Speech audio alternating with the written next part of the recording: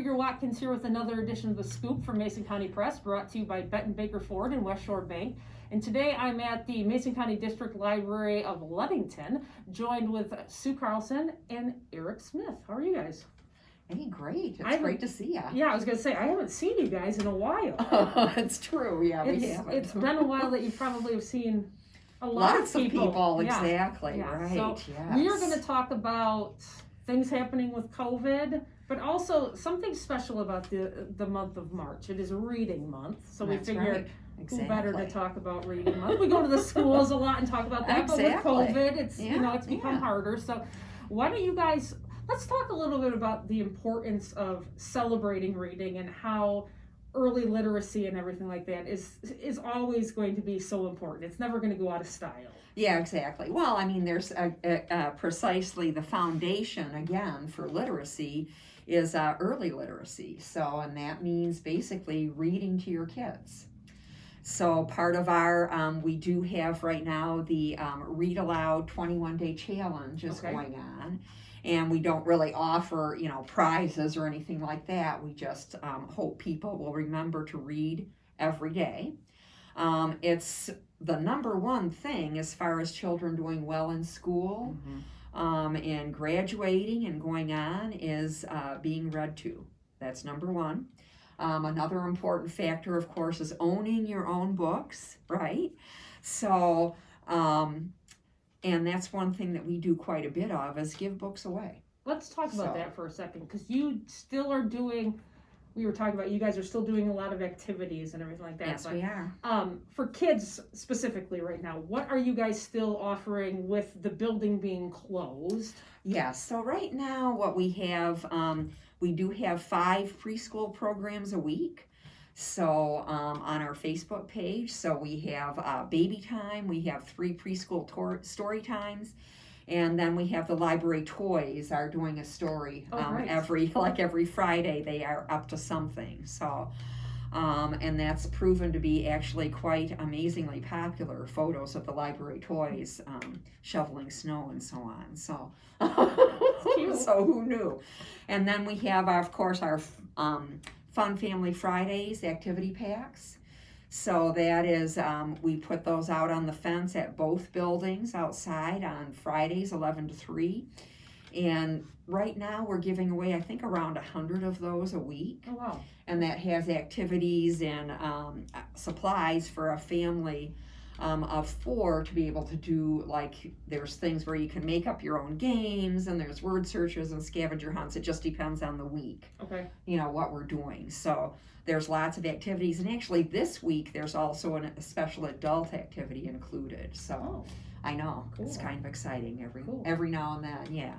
And sometimes on those Fun Family Friday bags, we have been giving away books, which we do, we give away thousands of books a year, children's books, and the Friends of the Library fund that. Okay. So,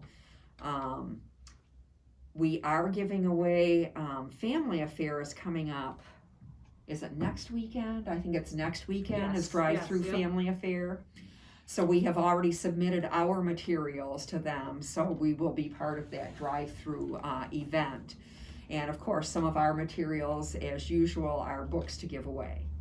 Because again, that's a vital part of literacy.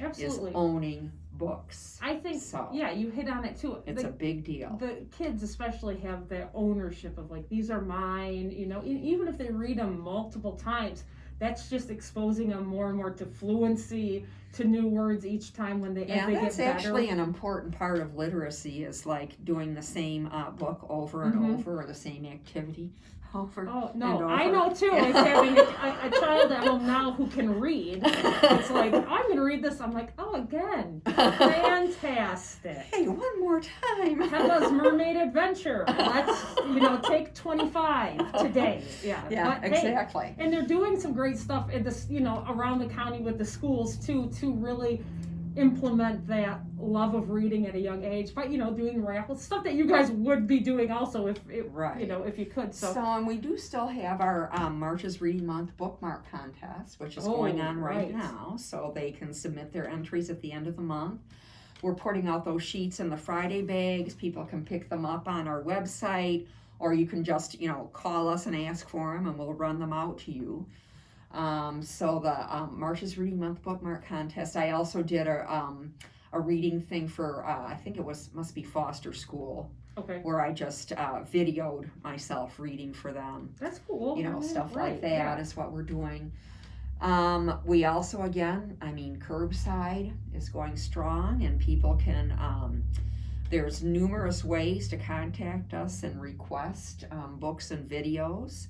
Also, we can pick something out for you if you just want us to pick some stuff out for you. We'll do that, and so I might do that. Yeah, we actually do quite a bit of that, really. So yeah, that would be interesting. You get a selection, and then maybe some of it you like, and some of it you don't. And it's a good way to get introduced to new things. Yeah. Right. So anyway, so we can do that too.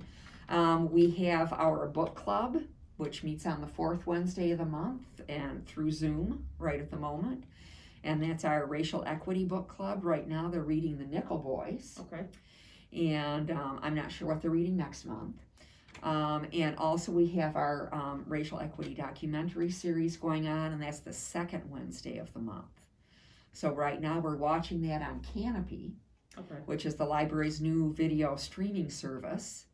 And discussing the movies on Zoom. So now, that's what's going on at the moment. Right. All the things that are going on, they can find probably through Facebook or your website. Yeah, Facebook, website, sign up for our newsletter. Calling, right. Right. Email. Right, exactly. Okay. And then, yeah.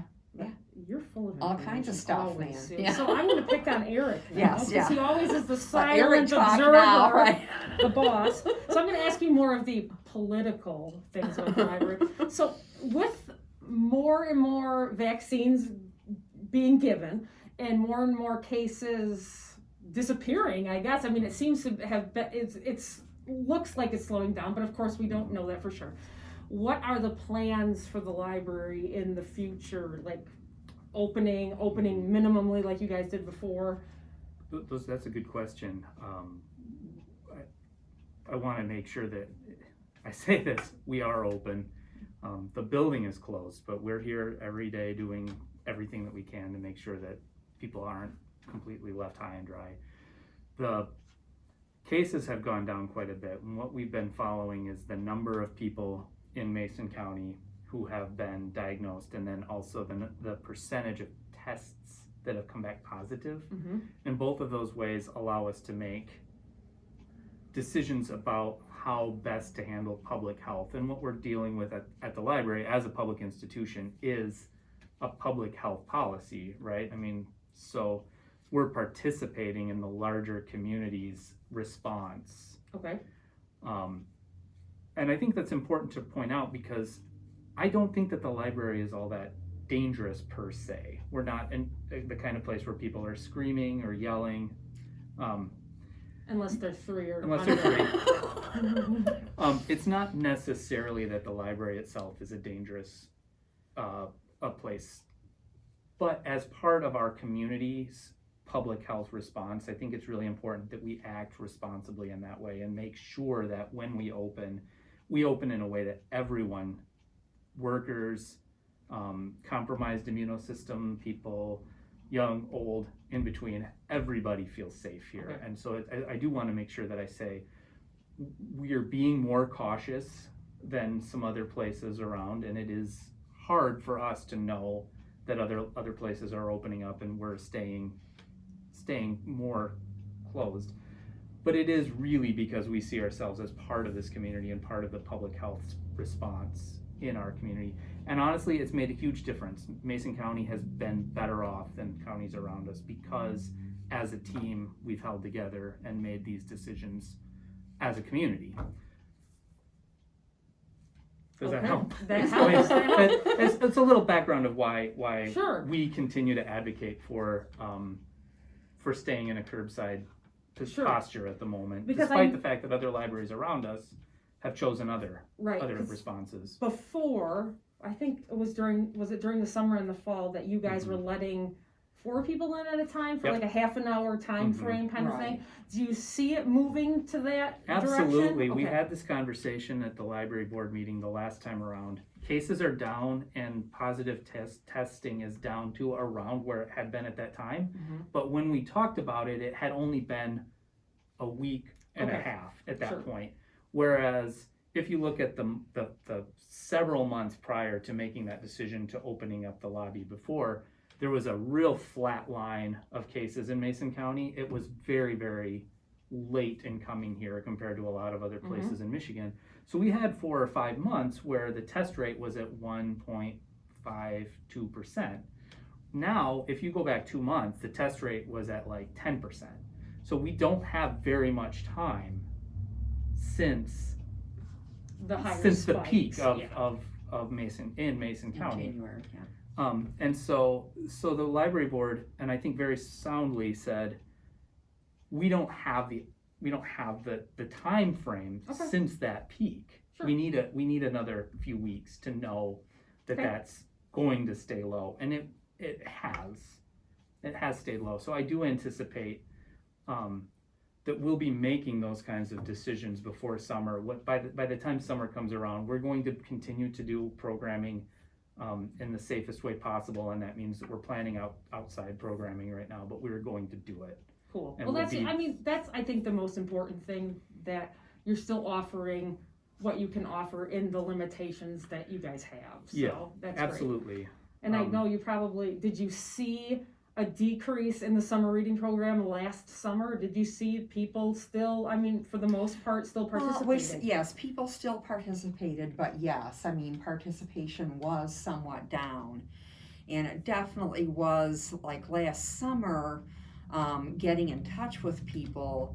I mean, this summer is going to be a lot better. Right. You know, Right. I mean, and I do think that we're going to be able to do things out of doors.